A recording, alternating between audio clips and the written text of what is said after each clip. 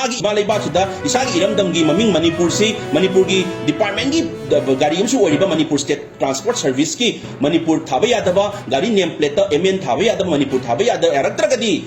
then we feel that we are not safe in our own state. We are not feel safe. We don't feel safe in our own country. We don't feel safe in our own state. Makoy gi Manipur thugay pambu pangkabu singa moiga tawnaraga tawribra sida government akoy upper authority kayem kamali lenadabra natraga matak thumbagi order ra order leragadi adugi order do utpiyu ngasi yam nungaitaba tasena yam shock oiba incident ama ngasi thui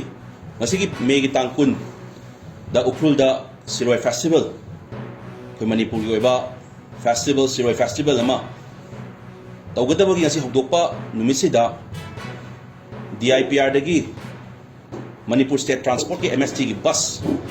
news persons me ama kogi Siroi festival si cover tong nabagi damakta sigi pau long nabagi damakta information long nabagi damakta ngasi government gi site gi sinba MST bus ngasi lambida Siroi festival tamna ukrul tamna chatpagi lambi sida yang Pupi police station dai khara haidaram matungda Central Forces Maha Regiment kanggu umana bus tubu detain tawraga khamaga government masagi Manipur State Transport thariba bus to the Manipur akoigi Manipur India gi Bharat ki state ama oriba Manipur India gi mingchat poraiba Manipur miyam gi Manipur akoigi India gi Manipur si asigi government sigi part ama oriba Manipur State Transport Service gi bus ama oriba sida Manipur thajari basi huziki Maha Regiment gi kanggu duna khamaga detain tawraga media persons me am kumda le hare kanda Manipur haiba ward se khumjallu si uhanda bida chatpiyu harak pasidi taseng na Manipur praja mo ina Manipuri mo ina Indian mo ina yamna shock oy maramdi karigino hay matamda mamang da terrorist ka samnaba organization kharana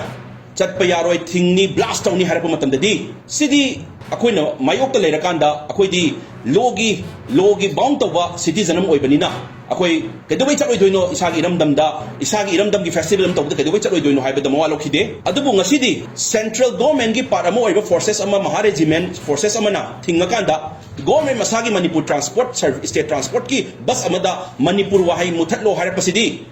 yamna anti national oiba leibaki mayok ta leiba haibagi chap praman da pire haijaningi tasengna Kari order makada, kanagi order makada, is there any order from the upper authority? We want to see that order.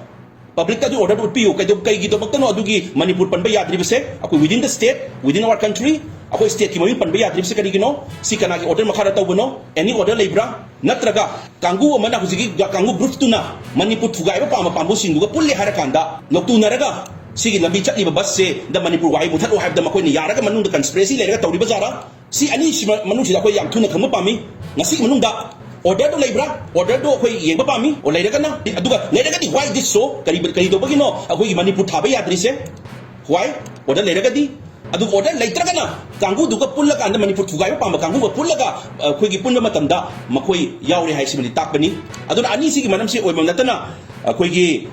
oiningai lete adu matakta Manipur State Transport to the Manipur dang thaba lokho hai badang natabida gari number gi MN dusu khumjalo hai gari number plate to the MN dusu khumjalo hai sinadi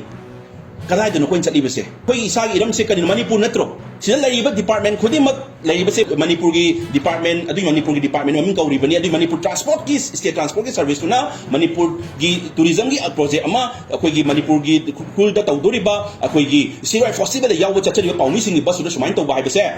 sidi taseng na yam anti national oiba aduna akoi Manipur praja sing da akoi napamba si karino habi matamda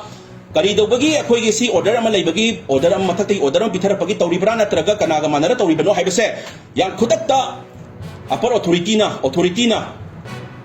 inquiry committee am phombi raga thuna ngasi manung da investigate tawbiu adu praja miyam da khangan biu natragadi taseng na haijaragadi akoi hoi we are involved in political party ngasi akoi sigi hairu bagi mayam ama phone lakpasu ya akoi da aingon da phone lakpa miyam phone lakpa ya adu bo akoi darka ta de maram di kari gino haiba matamda we are the Manipuri first, we are the Indian first. Ako'y Manipuri first ni, ako'y political party ki party में आगे high command की ideology तो कोई side थमनी है जो हन highs बनी aduna akoi ima leibak sida tawriba nungaitaba thodok myam se henjel matungda isagi ima leibak sida isagi iramdam gi maming Manipur si Manipur gi department gi gari amsu oriba Manipur state transport service ki Manipur thaba yadaba gari name plate MN thaba yadaba Manipur thaba yadaba eratragadi aduna we really appeal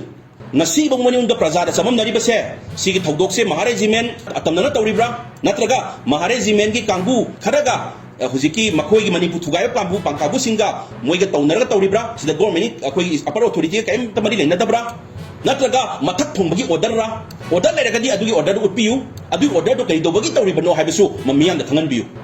senior koi haijaning badi please don't make the people confused we feel that we are not safe in our own state we are not feel safe we don't feel safe in our own country we don't feel safe in our own state yamat no aitaba and sigi manungda achoba conspiracy ama leire haibase sina proof tawzare so apart from the political party apart from politics we are the Manipuri first we are the Indian first aduna hausga sigi manungda karigumba aikoi gi ngasi thoiba thodok se kari dagi tholai bano haibase miyam prajar khangan daba taragadi politics political party adugi adagi organization mem saram thangraga Manipuri haibadi sidi maitai haibalaite kanglup ma haibalaite Manipur haiba imalaiba ki wahai sida solai ibani aduna whole Manipuris who love Manipur who love our own state si purak punjal lakanda iyo achom lakani haibase miyam daisening thank you so much